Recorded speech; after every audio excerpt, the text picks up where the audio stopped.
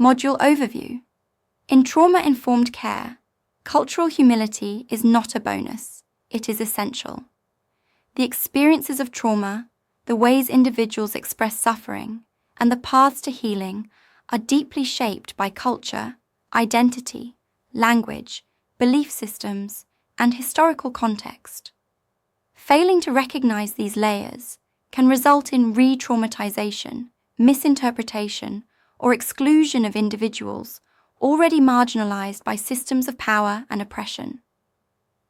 This module dives deeply into how practitioners, organizations, and systems can move beyond cultural competence to adopt a posture of cultural humility.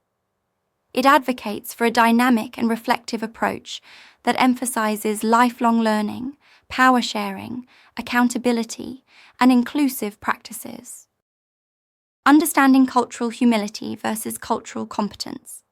Cultural competence suggests a finite goal, a checklist of understanding cultures, often focuses on learning about the other.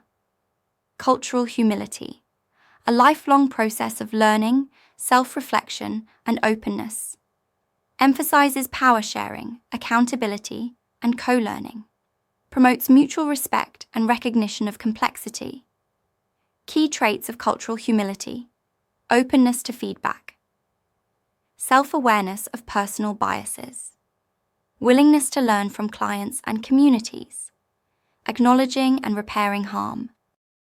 Historical, systemic, and intergenerational trauma. Trauma does not occur in a vacuum.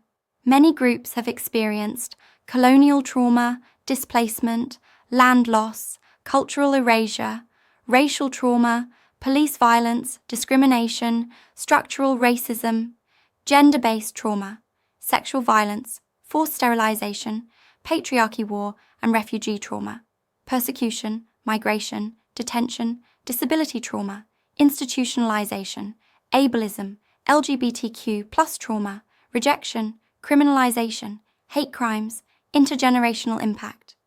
Epigenetic research and social studies show that trauma can be passed through generations, affecting parenting styles, stress responses, community health outcomes, access to care, and trust in systems.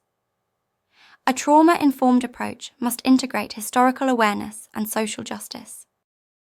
Power, privilege, and microaggressions in service delivery.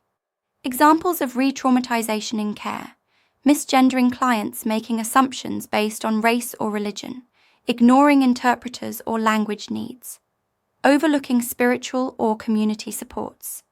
These acts may seem small, but contribute to a pattern of invalidation and invisibility, which erodes trust and reinforces trauma.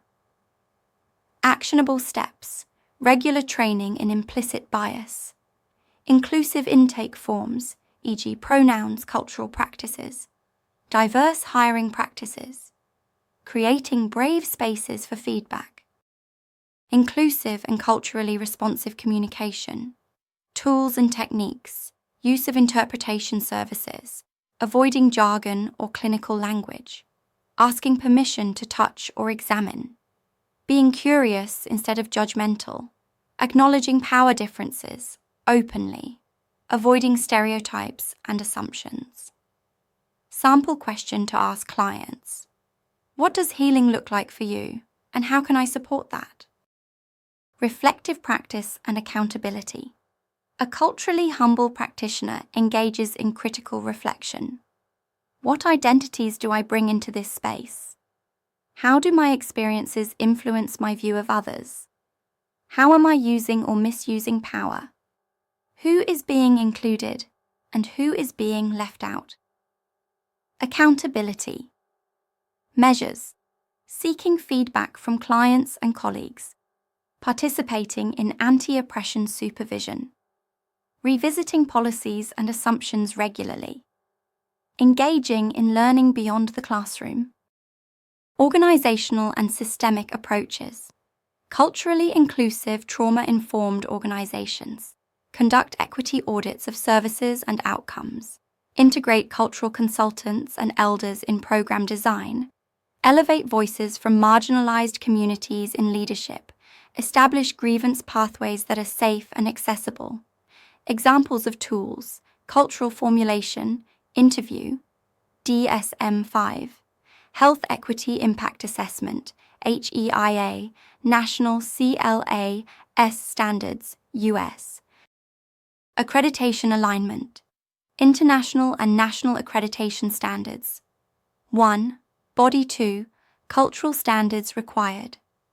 WHO Inclusive Practices in Service Delivery and Data Reporting. Joint Commission, USA, Culturally and Linguistically Appropriate Services. National Association of Social Workers, NASW. Cultural Competence and Humility as Ethical Obligations.